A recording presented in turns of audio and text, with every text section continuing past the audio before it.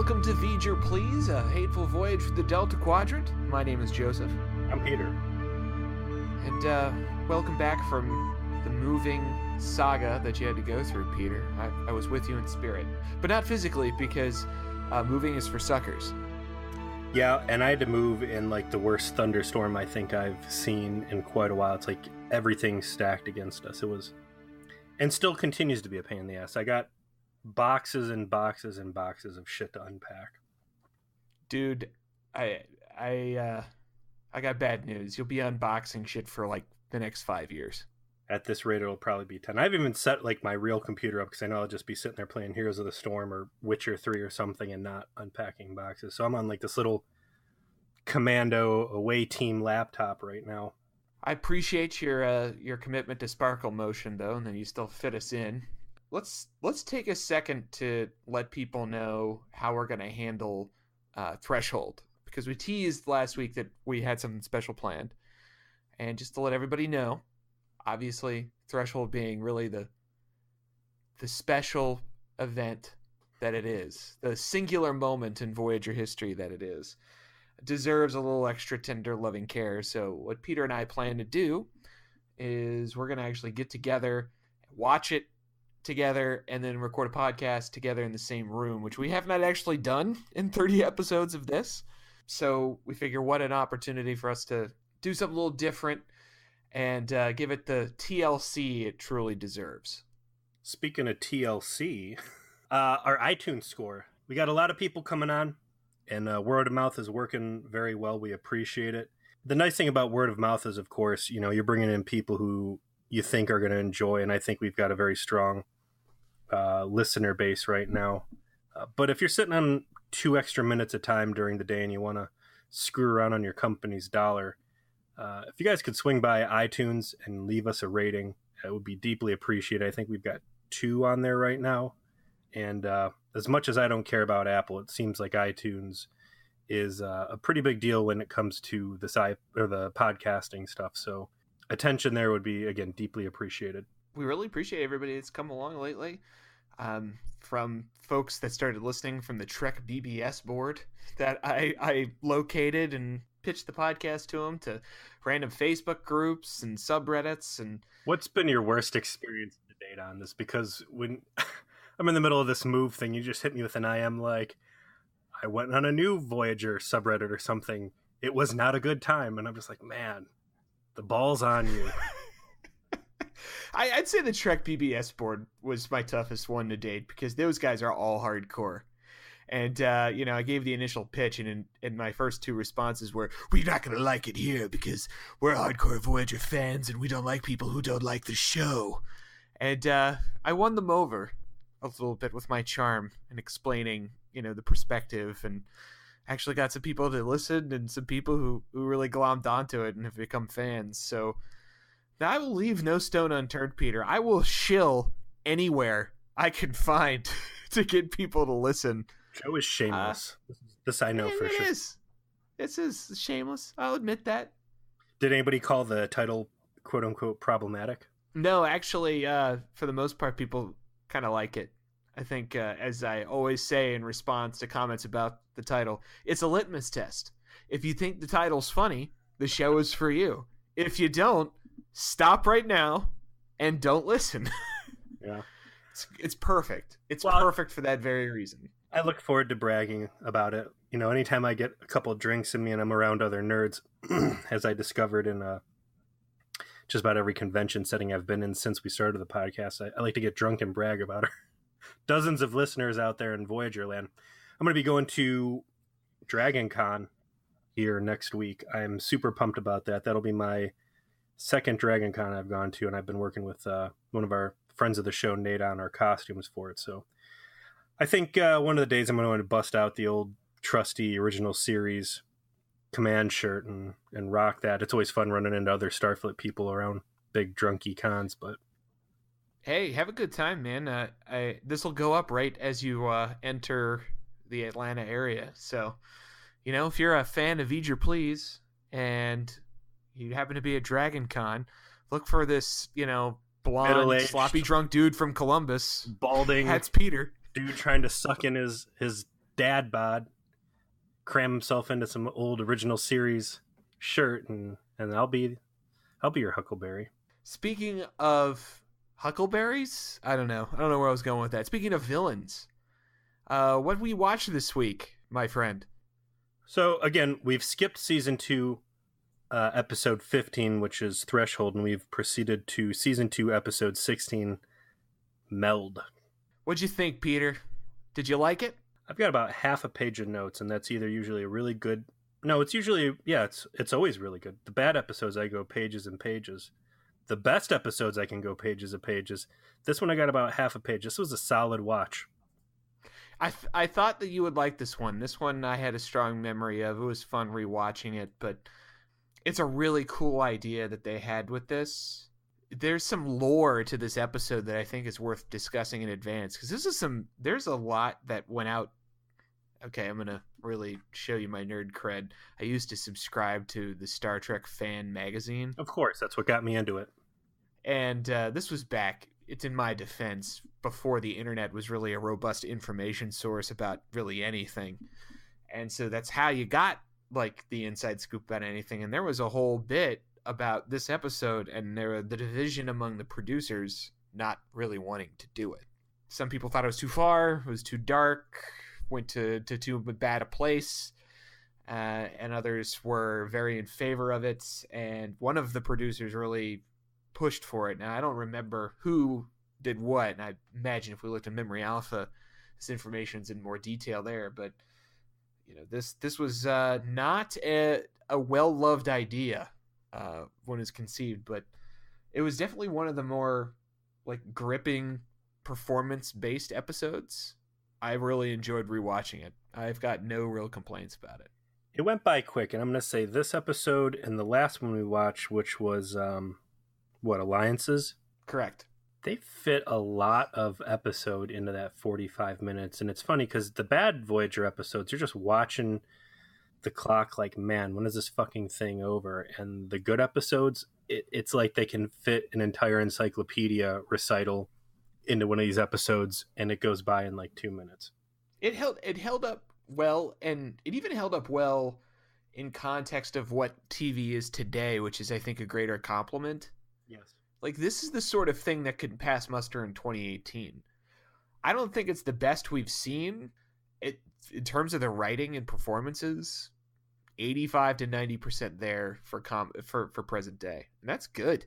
So start us off, man. Where do we open this bad boy up? Yeah, so we start at Big Tom's Discount Sex Farm.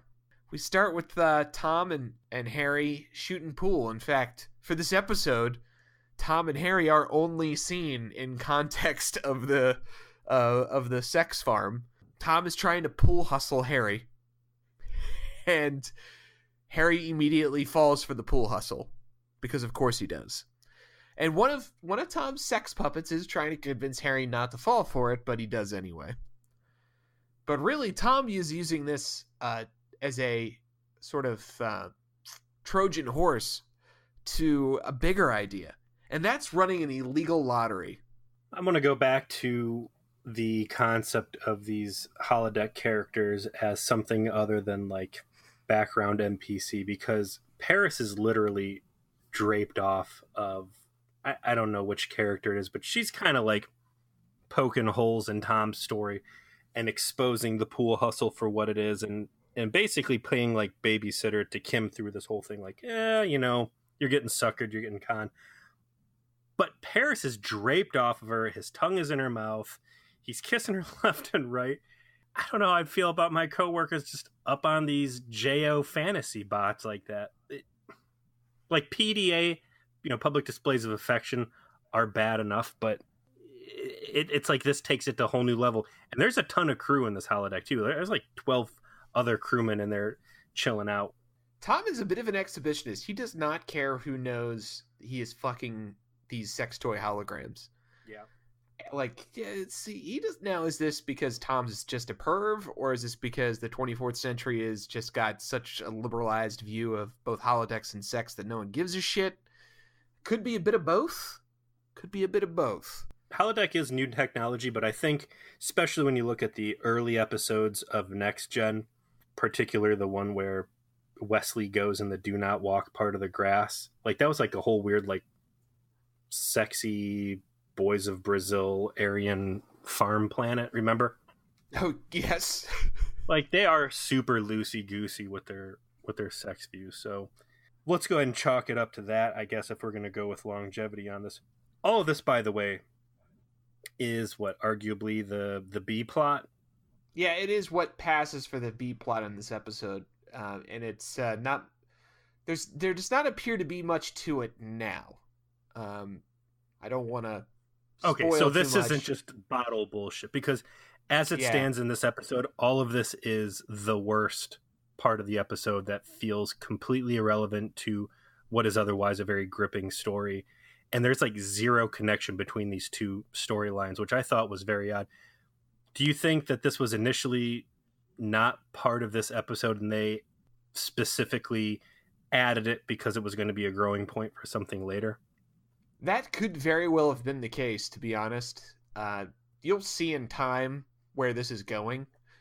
And so as far as like shooting it later or tacking it on or whatever, that could have very well I mean, it is so disconnected from everything else that wouldn't surprise me. Or maybe it was purposefully, put into this episode. I don't know. But otherwise, there's no connect. The characters, the events that occur here doesn't matter. And really, there's not much to it.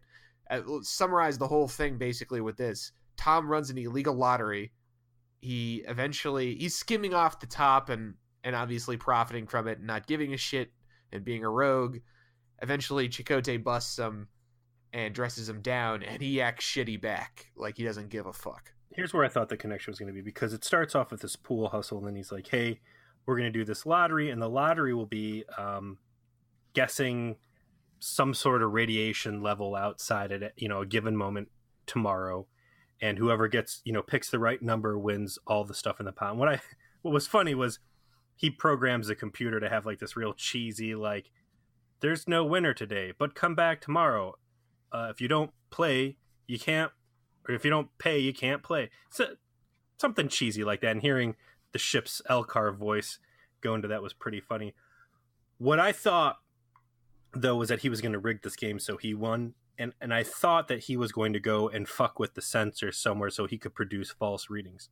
So when we jump into the next scene, which is Torres in engineering, she seems to be scratching her head about some sort of weird reading she's getting, and she calls on Hogan. And you remember Hogan from the Alliances episode. He's the one that told Janeway to just give up all the goods to the Kazon because they're tired of getting shot at. Yeah, so he's one of the Maquis crew members that was just like, yeah, give them whatever they want. Those space apes give them hand jobs. I don't give a shit. I want to live. Yeah, they want transporters and fucking, food replicators. Who gives a shit? Give them the technology of curtains while you're at it. But he's like, I don't know what's going on. And she starts poking around. So again, I was like, okay, this lottery thing's obviously going to make Paris look bad. And he's been fucking around with sensors and he's about to get caught. But that's not the case. We cut over to Tuvok, who is getting harassed by Neelix, who's trying to make him smile, and some very unwelcome Neelix annoyance moment here. They start talking about some goofy, old, sexy time Vulcan holiday, but Torres calls Tuvok, tells her to... I mean, it's worth pointing out that it's like, it would be like if some alien approached you and me about celebrating an ancient Roman pagan holiday that no one knew anything about and was like thousands of years old. No one has, observed it in any serious way since then. Like, it's kind of funny to think that Neelix is so incompetent in understanding other people's culture that he didn't quite pick up on that. But yeah, it's kind of a pointless conversation.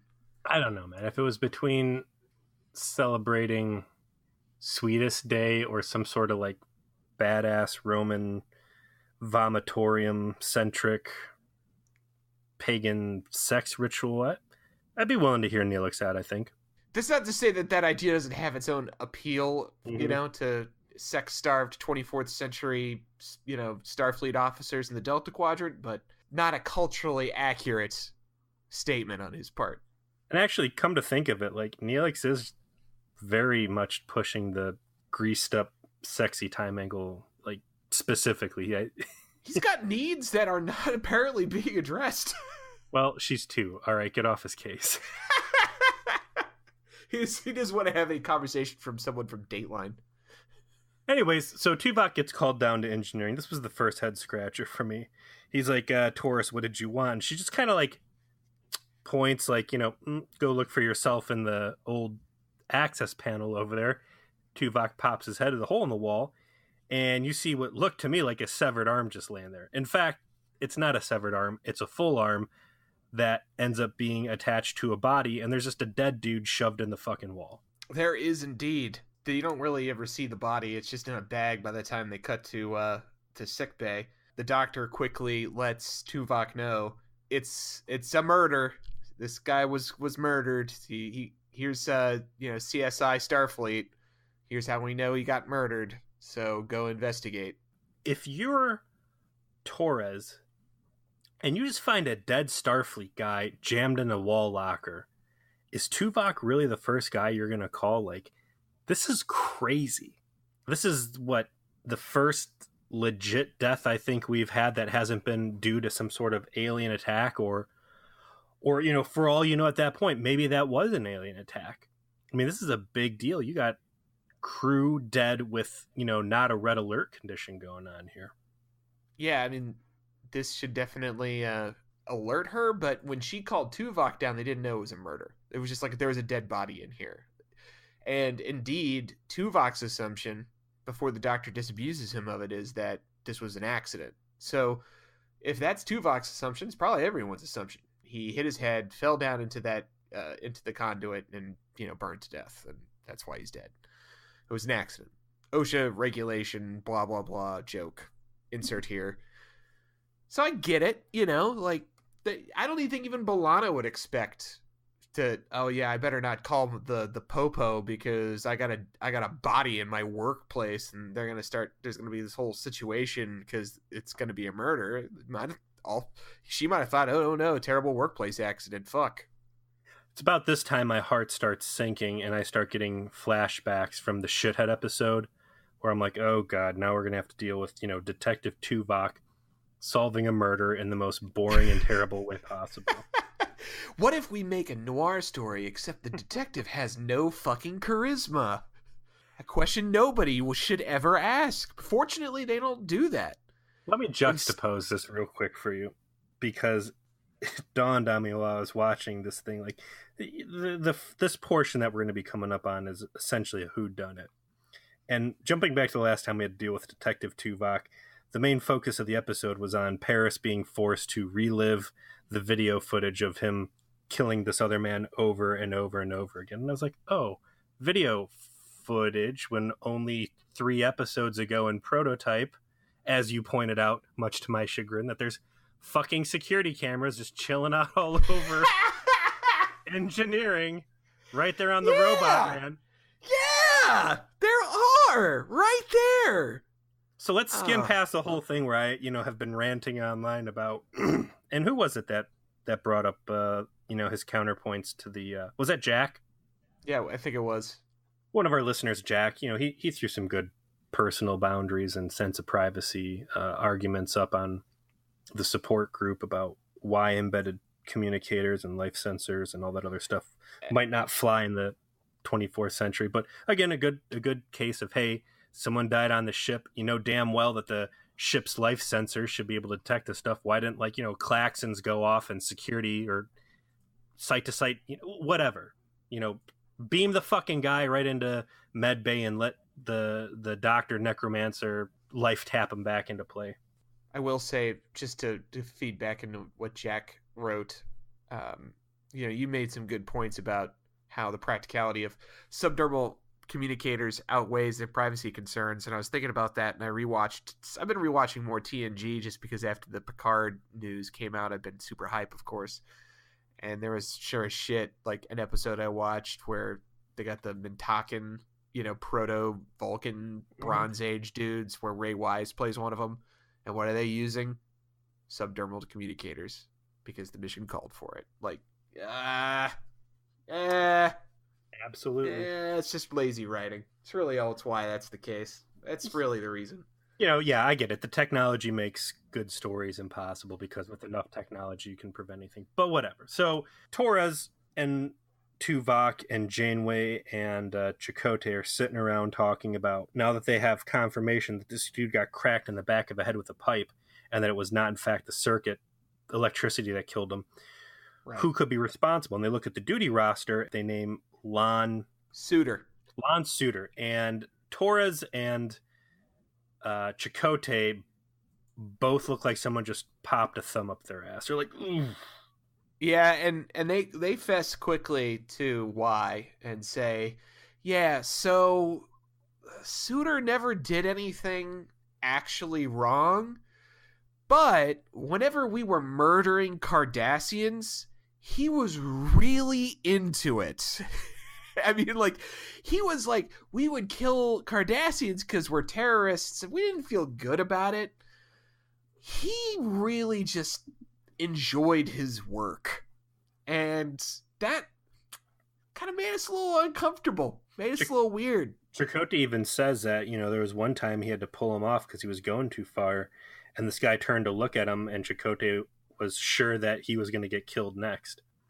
I did love the shit that, Tuvok kicks Chakotay directly in the dick when Tuvok asks, so why exactly didn't you ever mention in your crew reports that this guy might be, a touch of murdery? And he said, well, you never did anything wrong, and I don't put gut feelings into my reports.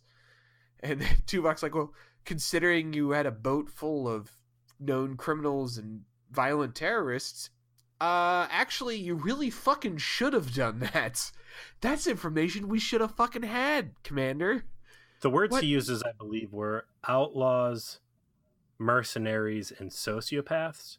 Yes. This is one of the best world-building scenes that we have gotten out of Voyager to date.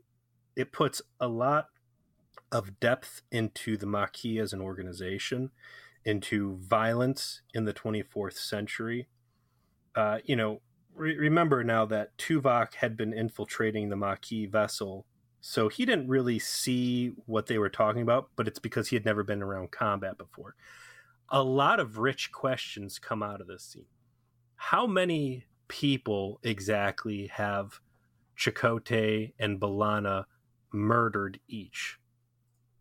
They're nasty Cardassians or whatever, but that stuff still has to weigh heavy on people. And a big part of this episode will later boil down to talking about capital punishment and, what is the right way to punish someone who has murdered another sentient being. And in this meeting, B'Elanna and Chakotay are both basically confessing to being murderers. And granted, it was for, their Maquis terrorist principles or whatever, but that's a big deal.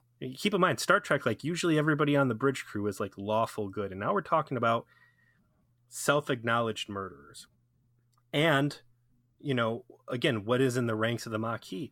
Wouldn't that be the perfect place for murder psychos to gravitate to in the 24th century? You're not going to get away with that shit on Earth or wherever your homeworld's from in the Federation, but then you find out about old space Al-Qaeda going on out in the Outer Rim up against the Cardassians. Like, well, shit, I don't really care about any of these colonists, but if I could just gouge people's eyeballs out and like try and suck their brain out through the occipital cavity, sign me up. I think that DS9 did a good job with this too.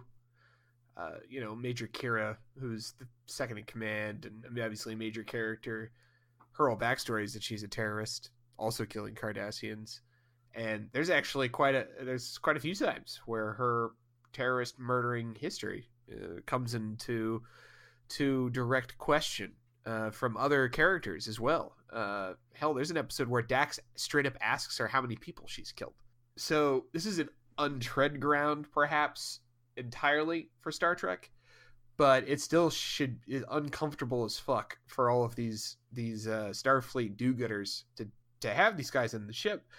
And as the Doctor will later reveal, all of the Maquis have strong violent tendencies. They were in fact terrorists after all, so they would expect them to have stronger violent tendencies. They are violent people doing violent things regularly. And it throws that question out there of how much can you really trust them? And I liked that they lingered on that a bit in this episode. Not too much. You know, it is still Star Trek. It's still network TV. This is still 1996. I'm not expecting too much, but the fact that they went there at all with any depth was commendable. Also, too, this episode does a good job calling back to earlier information. Again, the meta story of Voyager, and there is going to become a heavy focus on the fact that Tuvok was, you know, a spy sent by Starfleet to essentially rope everybody on that Maquis vessel into jail. So the very next scene is when we finally get to see who Suitor is, because he's coming in for little talky interrogation time with Tuvok. And this guy, he looks like a dude who gets murdery. They picked the right guy. He's got these blacked out contacts in that make it look like he's got these giant murder eyes. And yeah, this guy looks like Jeffrey Dahmer in space. I mean, this motherfucker did it. There's no doubter. Yeah, it's Tuvok's office or his security office. Like, for whatever reason, as soon as they are ready to start dealing with this Suitor guy, lighting goes nuts. It's like every third light is turned off in Tuvok's office. He's got some sort of severe Vulcan wall art, and they bring him in, as you said, Space Dahmer. And man, just let's get racist here for a minute. Beta Z guys, Betazoid, is it Beta Z or Betazoid? Beta Z. Beta Z. Beta Z guys are the fucking worst. Like you said, they get these those Hellraiser contacts in. And I don't know, maybe I just never noticed it on Troy before, or maybe it's because Troy's half human. But I guess I'd never really noticed it on Luxana. But every fucking guy we meet that is a Beta Z is a piece of shit or worse. Yes! Let's go through the list here, all right? I'm going to start us off with Devani Rawl. He was part of the wormhole negotiations out of Next Gen. He tried so running rapey. The rapiest. He's just God, he's me. Talk about a Me Too problem in space. Oh. I like that. I like the actor too. He would go on later to do I don't remember the guy's name, but he's the lawyer. And have you watched Silicon Valley at all? Yes. He's the disgraced lawyer they get on discount who's been disbarred, but they still use him for legal advice. Yes. I like that guy a lot. He plays a good straight. Then you've got, of course, everybody's favorite bipolar psycho Tam Elbram, who was involved in the Tin Man incident with the Romulans. He didn't kill anybody, but he was... maybe he did kill people once he finally emerged. He did completely derail the entire Federation effort to recover Tin Man. And then you, of course, have the psychic imprint dude that was left behind. The Next Gen episode where Troy's walking by a bulkhead and she starts getting flashbacks of someone getting murdered in the Enterprise's warp nacelle. And I think that's really cool when, you know, they show the parts of the ship. You always wonder, like, what the hell's in there? So yeah, the one Beta Z guy kicked another dude into, like, I don't know, some warp bubble reaction or something into the cell and incinerated him. Oh, that's right. That's the one where, like, she hooks up with Worf in her dreams. Yeah, I thought that was a really good one. Anytime that was a good Troy episode, which is, you know, not something you can say every time. No, most of the time you can't. I just joined that Star Trek ship posting meme group on Facebook. Wonderful, high quality content.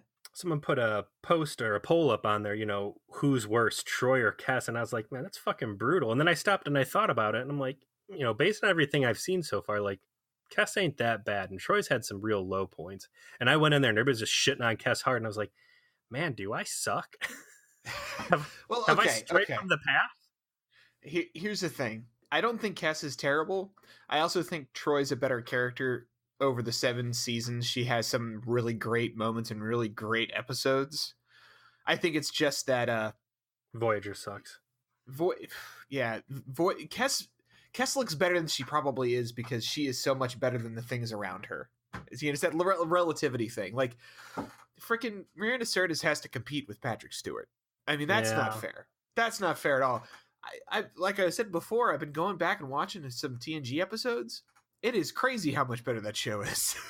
It really put things in perspective. Like, I'm glad I did, because I think it turned down my praise for this episode here. Like, I saw the weakness in it a bit more after going back. And, there's some good Troy episodes. You named one where she's playing psychic CSI. There's the one where she's the Romulan and gets abducted to be a spy. And Yeah. There's some good stuff there. I think the real weak link on TNG was actually Crusher. I think there was very little redeemable that they ever did with her. But 50% of the episodes that Troy is in, it's her babysitting some other weirdo Betazoid guy. And can you tell me, like, DS9, do they ever really have a Betazoid dude in there who is not waiting to kill? They really don't go down the Beta Z route, except in reference and passing. They got too much other shit going on. Well, anyway, so what's his name? Soren? The guy we're talking about? Lon Suitor? Suitor, yeah. So Suitor gets no, at this point he's already confessed it, hasn't he? No. So he goes in and he's got, hello, I like to take faces off of people and wear them while dancing in my boxers, written all over his face. Like, if Tuvok had just turned around and like, you did it, phaser, like, I think everyone would have understood. This guy just gives it off. And he denies it.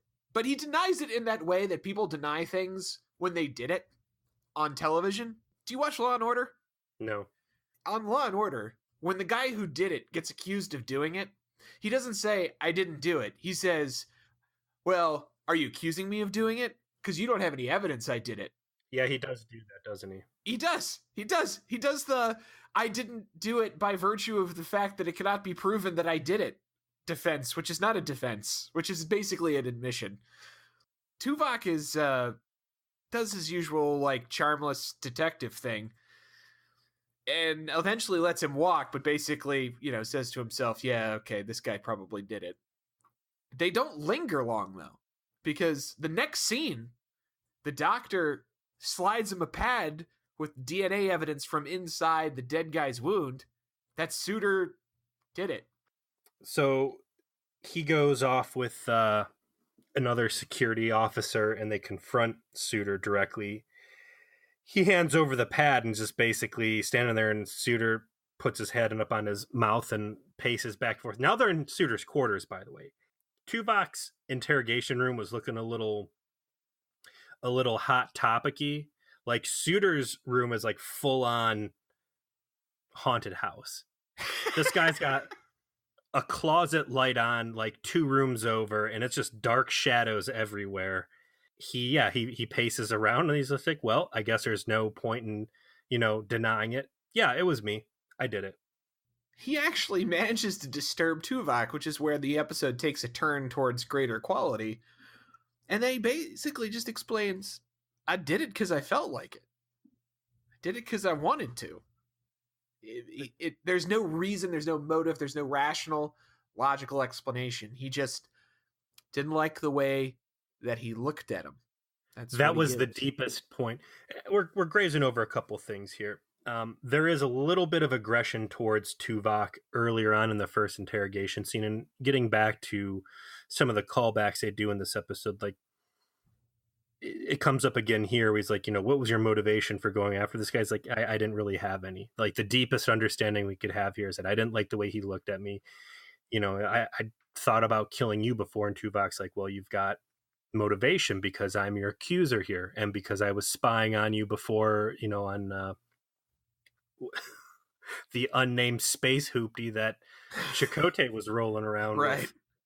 Tuvok really tries digging hard here, and Suitor is just, the best thing he can say is, I wanted to kill him, I did, and also, by the way, there's a hydro spanner or something that I cracked him in the back of the head with, and I stored that behind a vending machine up on deck 5 or something. I snuck up behind him, he didn't even hear me, I cracked him in the head, and, he was dead before he even hit the floor. Tuvok goes to the doctor and Kes to talk it over. And this is where some stuff we touched on before comes up, which is the doctor and Kes laying out for Tuvok. Yeah, he has violent sort of, little markers in his profile that we worked up, but all of the Maquis have those markers. They weren't special. Like there was nothing that they had that demonstrated to them prior to this that Suitor was going to be Space Dahmer, and that they tease out that like all the Maquis have this same sort of violent impulse. It's why they were fucking sociopathic terrorists to begin with.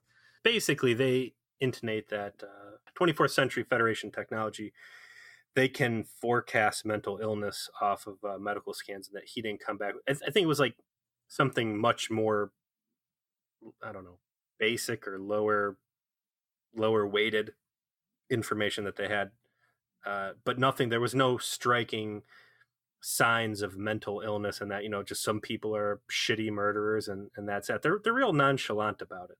The whole crew is real nonchalant about it. Yeah, the Doctor, and I get, yeah, he's not a person. He's built to be like one, and he kind of lays it out like that, saying this is not surprising that, you know, there would be somebody that's in the Maquis who would not have control of these impulses, because all of the humanoid species have these impulses. Even Vulcans, you're just really good at hiding it. It's part of being humanoid, and Suitor just has no capacity to control his the way, you know, normal people do. I want to talk about some stuff they start falling short on in my book. You have a Maquis dude who just killed a guy who's got 3 sisters and a family. This is Maquis killing Starfleet. And Suitor also says, like, they'll go on to interview, you know, Tuvok's not going to leave this thing alone. He goes down to the brig. It's the first time, I believe, that we actually get to see the brig on Voyager, because certainly Janeway has never exercised it before when Tuvok or Chakotay has gone completely off the rails. Tuvok has this itch he can't scratch. He's looking for a greater purpose here, and he goes down and starts interrogating Suitor again, trying to look again for deeper meaning that just isn't there. And he says, you know, most of Starfleet looked at me this way. It was just today I let the monster out and peeled him off a fresh one. But you have your first, we've talked before, there's got to be a huge gossip circle on a ship as small as Voyager. And now you've got what everybody's been worried about, and it is these Maquis terrorists really starting to pull some shit on the Federation ship, where they've been welcomed in with open arms, given Starfleet uniforms. And now I think you've got what should be the seeds for a fucking riot. Oh, and to make it worse, the Maquis knew this guy had a screw loose. Nobody ever brought any of this up to anyone, even to Janeway. And it's Starfleet paying the price for it, and you don't get any sort of crew connection on any of this. I completely agree that there seems to have been no consideration for Starfleet ever really reacting to the Maquis ever. We always hear about the Maquis trying to fit into the Starfleet way. The most heat we've ever seen from Starfleet pushing back is what, Joe Carey? Yeah. You know, that one time in one episode, maybe a little bit when in the first Seska episode, the first real Seska episode, like that's it. And you're right. Where was that drama of the Starfleet people playing? Like, I don't know if I can trust these guys. Maybe that's because they didn't feel like that wouldn't be Star Trek. Now that I'm kind of thinking about it, it would make more sense to me if the Starfleet people were super understanding, because they're from that utopian place. Yeah. And so they're not going to go there and judge everyone. Like, that's what they're supposed to be. But it would have been nice at least to acknowledge that natural suspicion that they should have. And then someone, maybe Harry Kim, maybe something like that, saying that, you know, the Starfleet officers aren't going to judge the Maquis like that, because they don't judge everyone on the basis of one person. They, you know, there could have been a moment there to like have like, this is why the Starfleet ideal is important and something to strive towards. That could have been interesting.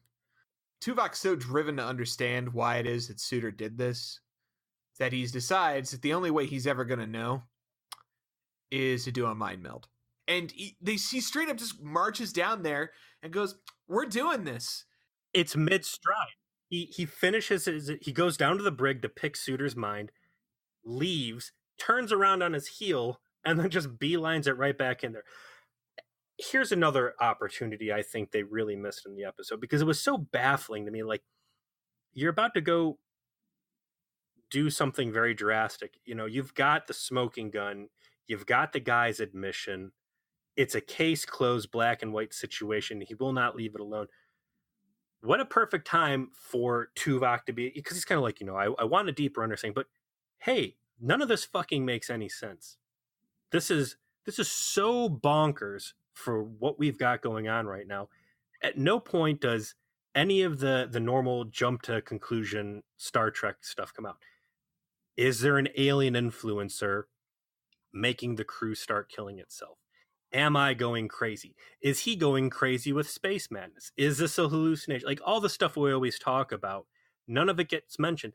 Had Tuvok been like, this is too convenient, I smell a conspiracy or something fucking with us. Maybe it's that crazy, super powerful, what was the alien species that they encountered that Janeway blew off the security briefing to go on her holo novel? That fucking thing's still flying around out in space. Who knows? And I think that would have been a really good chance for them to be like, nope, turns out it wasn't something else. It turns out it was just something crazy. But, they don't even mention that that's within the realm of possibility, when, in fact, after, 2 seasons of this, that is always the conclusion. There's always something out. And I think it would make it even more shocking that for the first time ever, it's not Starfleet getting manipulated. It's just a crazy, rotten, bad apple. I appreciate that they wanted to tell the story. I feel like they just kind of rushed into it, and some of the things they could have done to make it more sense. Like, Tuvok clearly decides to do this because some part of himself that Vulcans are generally very uncomfortable acknowledging is disturbed by the lack of logical explanation. And he's driven, as he explains, he's driven to understand why this happened in a way that he can process. And so his character's motivation for why he chooses to do the meld, I get, but they don't give you enough time to process that or understand that, or even after it's over, have him acknowledge why he did it.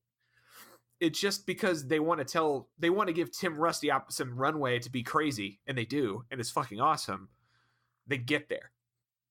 And the fact that he just kind of runs in and goes, all right, we're mind melded now. That's where we're at. We're doing it. Didn't feel right to me either. When he did that, when he just mid-stride without consulting anybody brings this, and let's assume it was an alien influencer. The last time the crew started acting crazy on itself, again, you had some super powerful psychic thing pulling people's strings like a puppet. You're going to go directly interface with this guy who might be your patient zero, And it immediately reminded me of a situation in a role-playing game you and I used to play when we had to scold many of the other players who would, it was I don't know what to talk about. It was a vampire game. Yes, it is. VTM. And there was some demon stuff going on. Infernalism, they called it. And these people would come across like these tainted, crazy, infernal people, and they would drink their blood. And we would be like, no. Why are you coming across?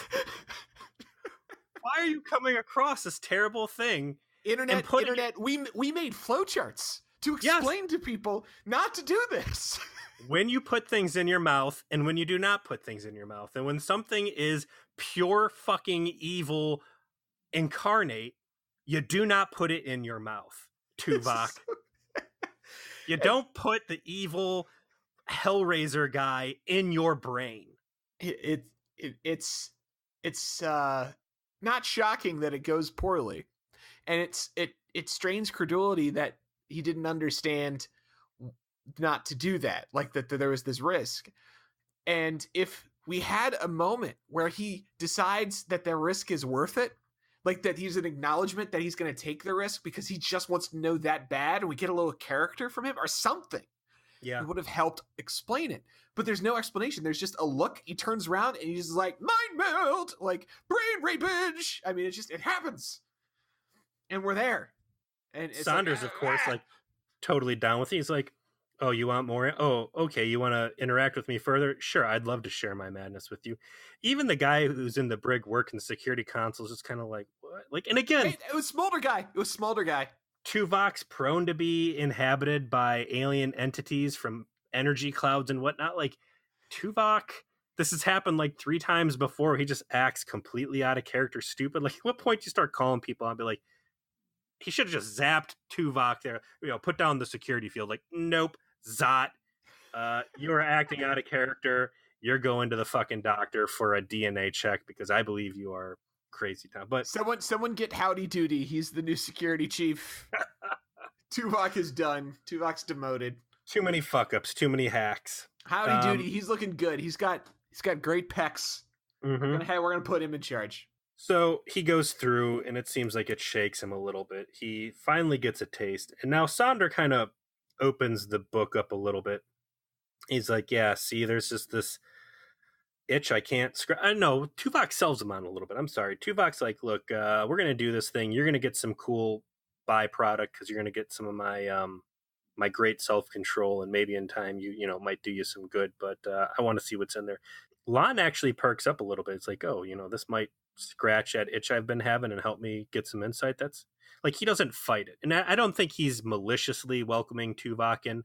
I think it's he actually buys into Tuvok's sales pitch on the benefits for him. But yeah, so then Tuvok goes up to present his findings to Janeway, who is for some reason not horrified to find out that her chief of security just mind melded with the only pure serial killer I think we've ever seen in Star Trek. The nonplussed reaction that she has. I mean, I guess if you're human, do you really understand how this works? You understand how it works from a genre fiction perspective, but I get that Janeway isn't necessarily immediately going to question a 150-year-old Vulcan on his psychic powers. I get it. Tuvok's clearly disturbed by it, though, and Janeway does bring up, like, you look a little unsteady. And Tuvok cops to it and is like, it was weird. Yeah. He says, I'm going to go meditate. I'm going to center myself, do some work, and even myself out after this. And Janeway kind of raises an eyebrow and is like, hey, if you take a couple days off and de-murder yourself, don't hesitate. I am pro you doing that. And Tuvok kind of brushes it off a little bit and says, I'll be fine. That's also where they discuss, though, what's going to happen to him long term. Correct. Yeah, what you were bringing up before. And that's kind of where it peaks, where Tuvok's aggression peaks out, because that's when he's bringing up you're going to put a dude who murdered a guy who's got kids in his quarters for 70 years. That's bullshit. Why don't we execute him? She even says, like, I want to rehabilitate him. Like, drawing back into the riot that there should be in the corridors, who the fuck is going to want to work around a guy who murdered a guy that wasn't even paying attention, just doing his thing at his station? Like, there's these whales, these orca whales that, SeaWorld has. And there was this one whale, it killed 3 people. The first time was a trainer. The second time was some hobo who jumped the fence into SeaWorld and was swimming around in the pool. The third was another SeaWorld trainer. That third trainer, how did they convince, like, okay, the first trainer, sure, the hobo probably didn't know it already killed a trainer, but, like, who's going to work around with this fucking killer, like, for real killer whale and be like, nah, first 2 times are just a fluke. I too watched Blackfish. Horrifying. Yeah, well, this is Black Eye. Black Eye, the Beta Z. I get it, though. Like, again, the Federation guys are idealists. They live in a universe where anyone can be rehabilitated, where humanity has triumphed over all of its flaws. Like, the 24th century is an aspirational humanity. And Janeway is like, well, okay, well, you know what? We're going to get through to this guy. We're going to find a way. Right? That's the can-do Federation spirit. I don't fault her for that. I actually like what Tuvok had to say of, this isn't going to work and we should kill him because he would eat us and wear our faces. And he welcomes death. Yeah, he doesn't give a fuck. He knew what's going to happen and he is cool with it.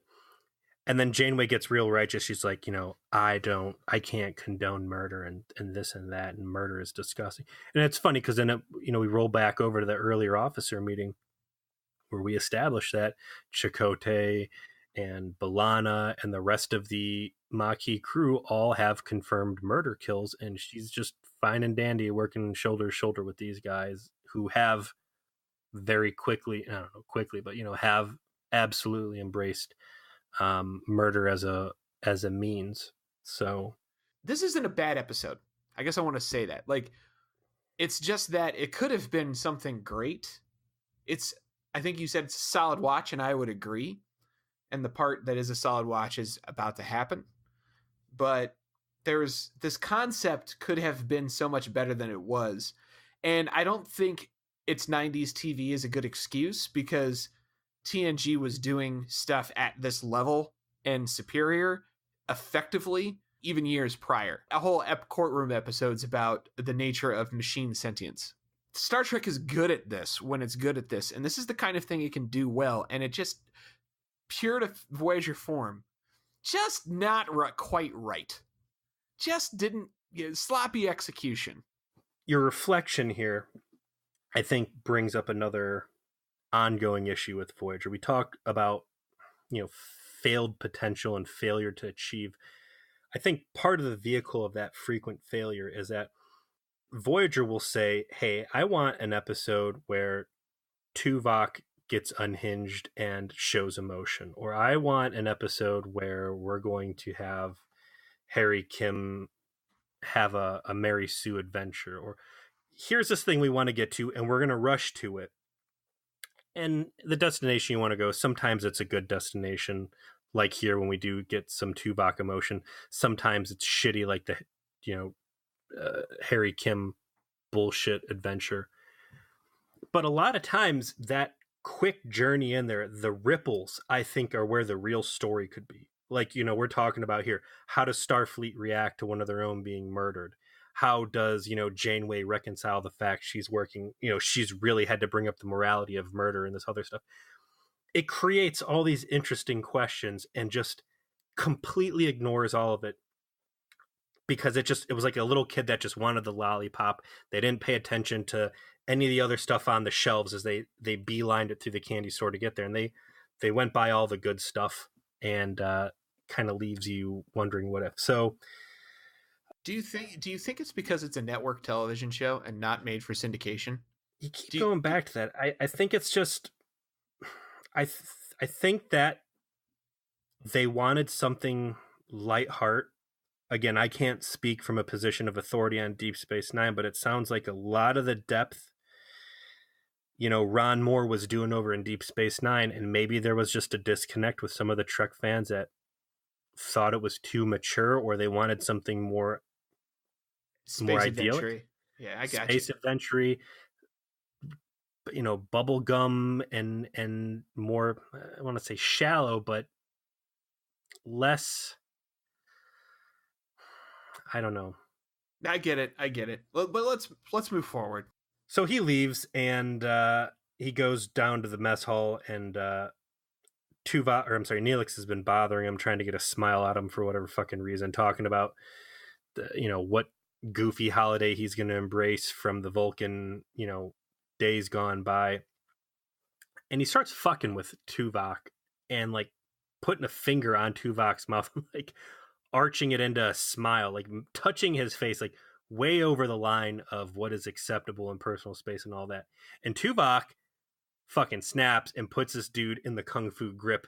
It's glorious because the tension they build in the scene with his reactions growing slowly more and more angry, and that he's, what's going to happen, right? Like, that this is going to be about how he did the mind meld, and suddenly he's going to be a murder bot. So you're just waiting for the moment he decides to throw some violence all over Snarf. You're itching for it. It's this anticipation. And the more Neelix gets obnoxious and then starts like forcibly giving a smile, you're like, do it. Drown that filthy space cat. Do it. They throw a little curveball in there though, because like right at the point where he's like poking his face, you'd figure it snap there. And then Neelix backs off a little bit And Tuvok's like, you know what? Fuck it. I'm going to get you after all. So he kind of like fakes you out a little bit. And he chokes the shit out of him. And he gets Neelix up against the wall in this chokehold. And he's actually pushing on him so hard that like Ethan Phillips' like head prosthetic starts sliding down on his face. And you could see like the top of his head start pushing into his forehead. Did you see his new contacts in this episode? Holy shit. Like those yellow eyes. Did they think no one would notice that his eyes are different?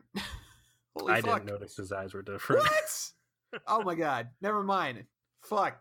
All right. I take it back. I don't know. Maybe I just saw it and thought that maybe that was the way it always was, but... No, he's got cat eyes now.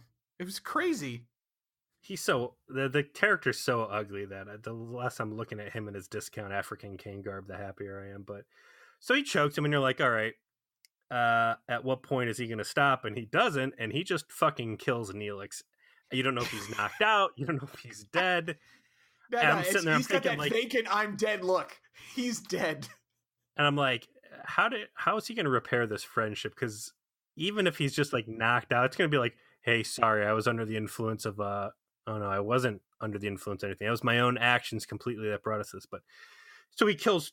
Neelix, and then he says computer end simulation. You're like, wow, Tuvok's got like a fucking murder snuff fantasy he's playing out here. It's a nice preview for what's to come. I think we get a little bit more with Commander No Fun breaking up Tom's little gambling ring, but I think we've said enough about that. Skip, please. Suitor is pretty subtle. Because Tuvok goes back to talk to Lon Suitor. Wait, no. I want to go back to this. I'm sorry. I want to go back to this. You go back to the Tom Paris food lottery. You've got all these Starfleet people just blowing off steam, hanging out in the fucking JO fantasy border, right? Talking about their lottery winnings. Nobody's talking about the first murder on the ship at all. It is just a jovial... happy fucking scene of people standing around playing pool. And that's what really drove this home to be like, no one gives a fuck. This guy blasted a Starfleet dude in the back of the head, and they're over there fucking raffling off potato chips. So that's what makes me think that this was a separate, filming location or just a completely separate production that got inserted into this episode. There's zero bleed through. It's infuriating. Yeah, I think that it was probably not conceived of at the same... I think that this was purposely put into this episode. It may have been shot around that time, but when they thought of this thread that they were going to start putting into some of these episodes, and this is the first hint of it, they didn't really associate it with the rest of the plot line. They just found a place to fit it in. That's what it feels like to me. But yeah, it's dumb. It's like it's a part of a different episode. Like it just doesn't belong here. It's completely schizophrenic, but whatever. But in our A plot, Tuvok has gone back down to see Suitor, and Suitor, the actor, is playing kind of interesting. He plays this kind of subtle. He's got Tuvok's mannerisms. He's holding his hands behind his back. He's much more calm. He demonstrates that the swap has had the alternative effect on him, and now I'm good. I'm not feeling murdery. This is really great. Never felt like this before. This is awesome. I love it. And Tuvok is, the more time has gone on, obviously we now know from his cat killing fantasy in the holodeck that murder Tuvok is definitely on the rise. You see Tuvok feeling more agitated, more angry, and Suitor points that out and basically tells him, you're fucked now. You've got the murder in you. I gave you my murder aids. So enjoy that. Have a day. It's actually a pretty cool scene. I want to roll back to something I just realized. This is the first time I've seen in any of the Star Treks where there are people in the crew who actively really don't like each other to the point where they are selecting them for death. Tuvok knew going into this holodeck simulation that he was probably going to kill somebody. He chose to murder Neelix. And back in projections, the doctor figures was led to believe that he is in control of the entire simulation. He actively singles out Tom Paris and deletes his program out of spite and malice. This is a very angry crew we're dealing with here. These are like dudes that are like openly wishing death on other people. But yeah, getting into the Suitor thing, yeah, he calls him on it, and you see that Suitor kind of knew, and maybe was hiding from Tuvok the infectious quality of this itch to murder. And it's an interesting exchange that they have because, like you said, he rolls in and Suitor's like, hey, you really hooked me up. I like this. I see a light at the end of the tunnel. Can we, Tuvok's like, well, it's not going to last. He's like, can you tutor me this and that? And it's like Tuvok's pissed at this guy, and he came down obviously to like get some questions answered, to vent some hostility at him. But at the same time, he's kind of like, yeah, I could tutor you, and we could move through this. So it's like he's got two faces here. His normal face is kind of like just an inconvenience he's trying to dance around to get to a point where he can let the anger out. And then the conversation gets really erotic, I think, as Okay. Suitor starts talking about how much he's been thinking about the mind meld and rape metaphors and the penetration and forcing yourself, and it could be a murder, and I see how you could murder someone with while you're forcing your will on them if you just let the whole thing go. And they really get into some slash fiction territory, I think. I didn't get a fuck vibe, my friend. It's not a fuck vibe. It's like a creepy murder rape vibe. Like, go back and just rewatch the scene. Like, I think it is overtly sexual, and I'm going to now. I didn't get that vibe at all. I guess I just find Suitor so off-putting. My mind didn't go there, but means a compliment. Yeah. But I'll give it another watch. I'll test that out. I'll report back to our social media on after this is published if I agree with you or not. But to move things along, the rest of the episode is essentially Tuvok's descent into madness. And we get some real high quality Tim Russ. Ultimately, Tuvok's, I guess, mental control fails him, and he has to be treated in sickbay with essentially brain restarts to try and get his morality to reassert itself. The explanation the doctor gives is that the fact, even though Suitor is himself not psychic, because he's from a psychic species, the mind meld with him has had an after effect was unanticipated in terms of Tuvok kind of getting stuck with these violent impulses he can't control. As part of that, you get to what they really wanted to do, which is having Tim Russ just cut loose as evil Tuvok and say really hurtful things in sickbay, particularly to Janeway and the doctor. And I mean, it almost shows how wasted Tim Russ as an actor is on Tuvok. Why give such a good actor a character that could never show emotion? Because evil Tuvok is very compelling. I want to see more of this guy. I would love to see his hot takes about what Voyager is doing. It's a brief window into a world we do not get to inhabit. Yeah, so Tuvok trashes his own room, calls up to Janeway and says, I done fucked up and I'm crazy now. And Janeway, the trap queen, I really thought it would have been good if she would have got a Vulcan neck pinch out of this. Like, Tuvok's on the far end of the room, like, do not come in here. I'm super dangerous. I know Kung Fu. I have contemplated all of the Kung Fus I know. This is kind of what he says. This is not too much of hyperbole. Yeah, he's like, I counted 94 different ways I can kill people with my hands. Just please stay over there. I'm sick in the head. She like walks halfway into the fucking room. Like, Janeway, you total trap queen. Every time he says not to do something, she immediately does it in this scene. Don't come any further. Steps into the room. Don't come in. Steps in the room. Don't come any further. Comes closer. Are you just, is your brain, did you have a brain incident in the transporter and that's why you're fucking just welcoming this stuff? Because it's really it's a good representation of how she treats the ship. But so yeah, they get him up to sickbay. They zonk him out. They got these big cereal boxes taped on the sides of his temples, and they erect a force field around like the main medical bay. And they're like, all right, from all this Vulcan meditation, their brain is actually involved to a point where they've got like chemical regions now that add to this lack of emotion suppressing, right?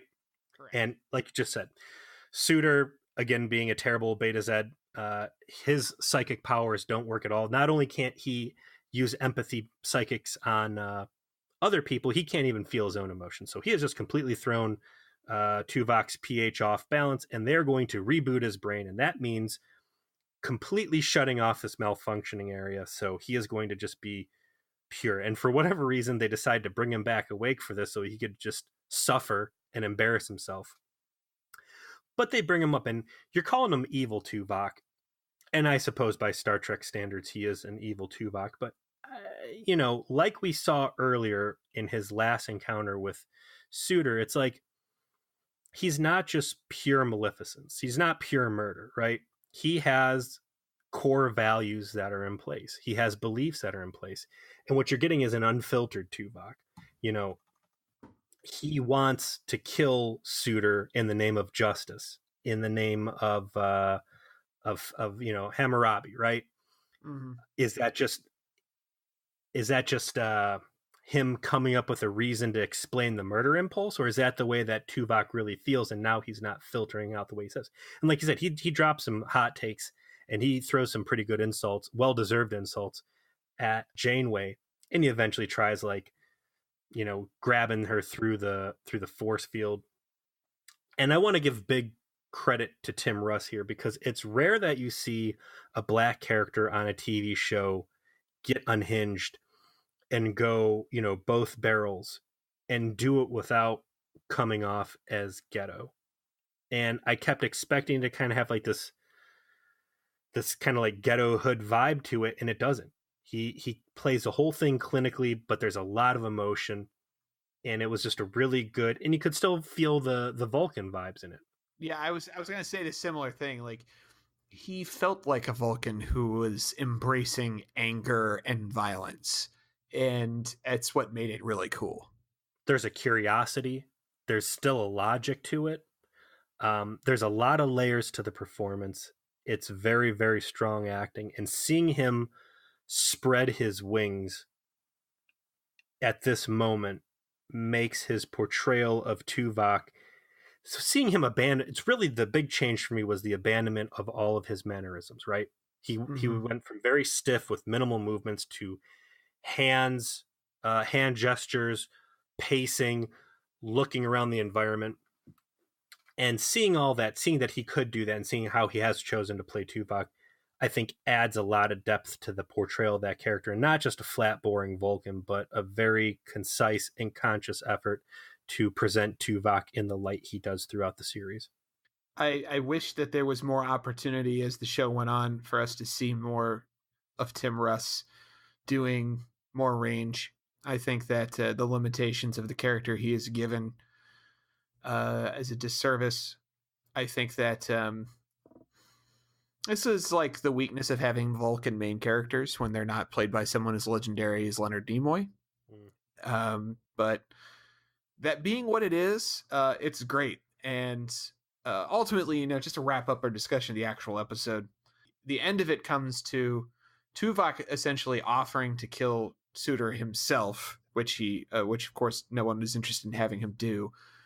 And he effects a jailbreak, and obviously not surprising to all of us, he gets down to where Suitor is. Suitor is okay with being murdered, but lays down a speech essentially warning Tuvok that he really shouldn't, because once he goes down that path, there's no coming back from it. And I'd say the only weak part about this is that the actor who's playing Suitor clearly did not memorize that speech. You can actually see him reading cue cards in the scene, and he's not delivering it with the same kind of level of preparedness he did everything else. But the point was, still made, which is that he's now in the role of Tuvok, attempting to counsel Tuvok about controlling his own emotions, and ultimately, while there's a moment where Tuvok looks like he might brain murder him using some sort of super violent, mind meld technique, he ultimately doesn't, and Suitor calls for backup to have Tuvok taken back up to sickbay, where he ultimately recovers. Cradles him like a little baby. And so the idea here is that Suter has changed. He's not murdery anymore. And Tuvok is going back to normal. And Janeway tells Tuvok he's not allowed to do mind melds anymore, which is like the most sensible thing that comes out of the episode. They don't do much with Suter, talking about Suter the rest of this episode, aside from the fact he's confined, but they do return to him in the future, I'm happy to say.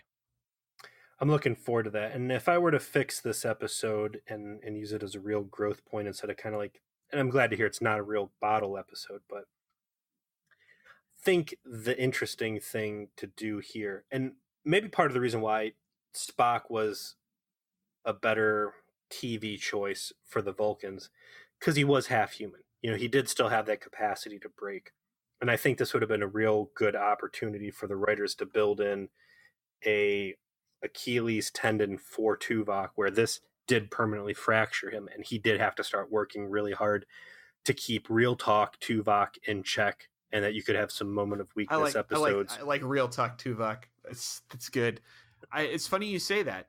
Perhaps maybe a lesson was learned here, because in Enterprise, they go down a road like that with their Vulcan main character.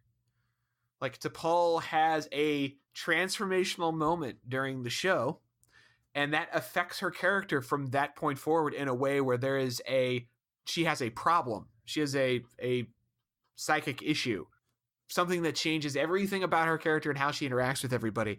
And everything about her from that point forward is impacted by how she has to manage that condition.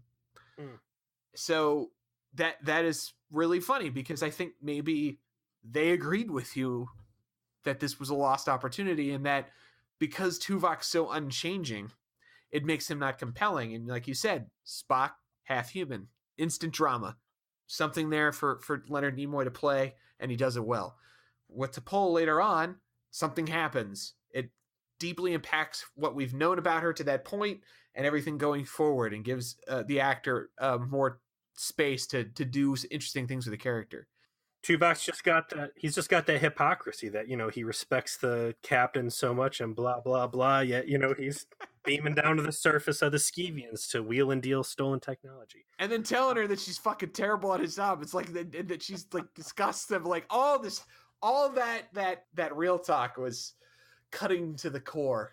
I just wanted more than anything him to be like, and don't you ever lecture anybody on the Prime Directive after that bullshit in Caretaker Station. You've got zero credibility. No dice. Overall, all right, man. It was good. And if I'm sounding super critical, it's just that I see it in context. And the context is, this is the kind of episode other Star Trek shows do super well.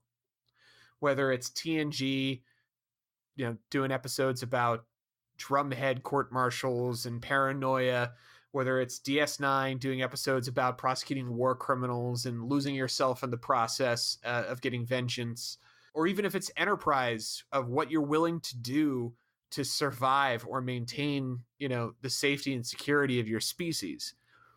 For whatever reason, among all Berman-era Trek, Voyager's the one that just takes these big swings at these big heady themes and manages to just fucking foul tip the ball and just not quite connect.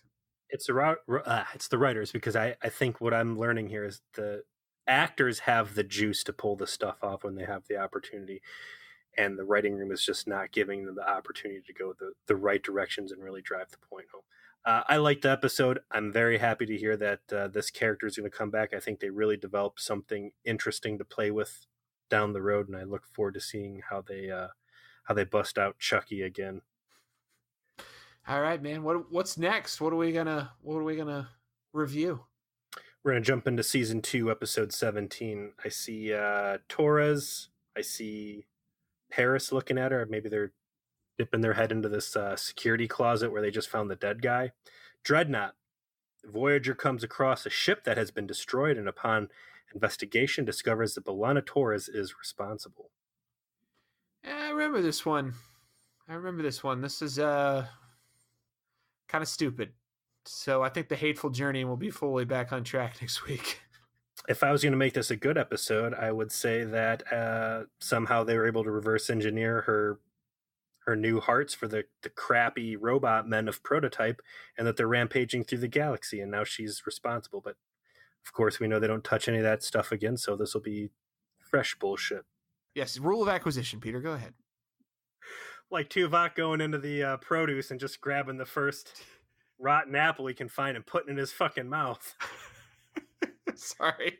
Always inspect the merchandise before making a deal. Whew. Man, if only he followed that advice. Yeah. Don't put the evil in your mouth, Tuvok. Don't do it, man. Follow the flowchart. If it's evil, don't make a deal with it. don't eat it. Should we get the flowchart and put it up on the site? Do you still have it? I do. And I will. All right, man. All right. Thanks for listening to VG Please, Hateful Voyage through the Delta Quadrant. I am Joseph. I'm Peter. And we'll see you next week. Peace.